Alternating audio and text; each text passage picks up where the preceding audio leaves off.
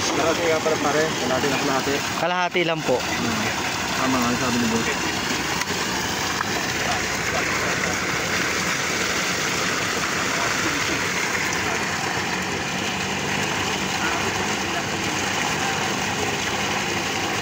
Dalawa po niyan. Yung Invade.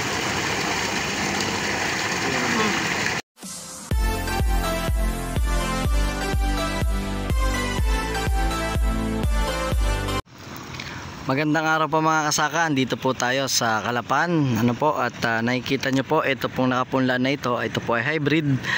At ito po ay para sa third cropping na. At 7 days na po ang edad niyan. Ngayon po ay nag-i-spray ng atin pong insecticide, yung pong ating kwarta at saka Invade. So yan, sila sir po ay mag-i-spray.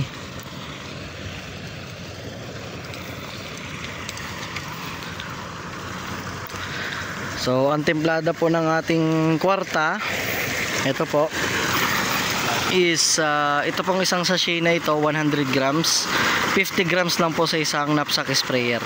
So ito pong 100 grams pang dalawang sprayer na po ito. Tapos sasabihin po natin ng Invade, ano po, contact at stomach insecticide. So dalawang takip po nito, ano. Tapos ito po ay kalahati. At ang ginawa po nila ay sinabayan na rin nila ng plant booster. Ano po? Shoutout po kay Sir Noel Agri TV. At sinamahan na rin po nila ng fungicide. Yan. Mix na po yun sa isang tank load, ano. So mag-i-spray po sila 7 days sa punlaan.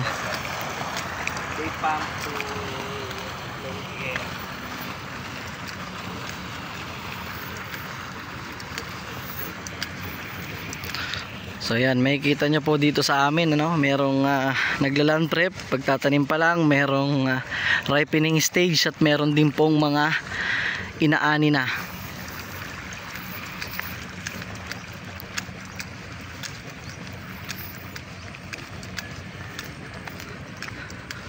So yan, ito po yung magandang practice, ano. 7 days na nasa punlaan po yung ating itatanim, ay mag-spray na po tayo ng insecticide, mag-spray na po tayo ng fungicide, kasi ito po ay preventive.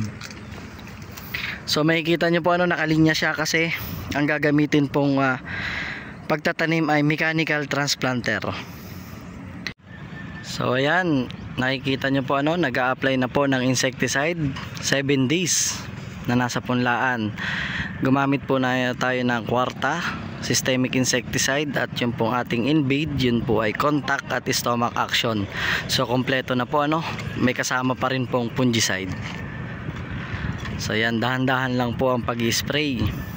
Napakahalaga po na mag-spray tayo ng ganito yung edad ng palay, para hindi na madala yung mga insekto kapag i-transplant po natin yan. Kasi yung mga stem borer, kapag po ganyan yung edad, inaatake na po yan.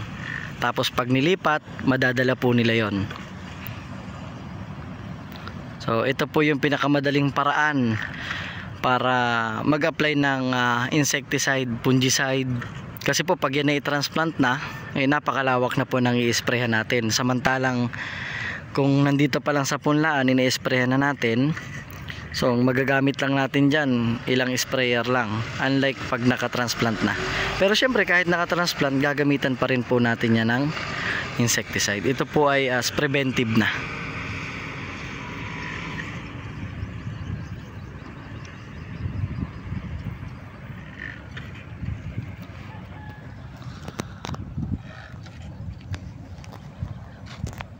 So ayan po mga kasaka, no? So sana po makagamit din po kayo ng kwarta at saka Invade insecticide. Salamat po sa panonood.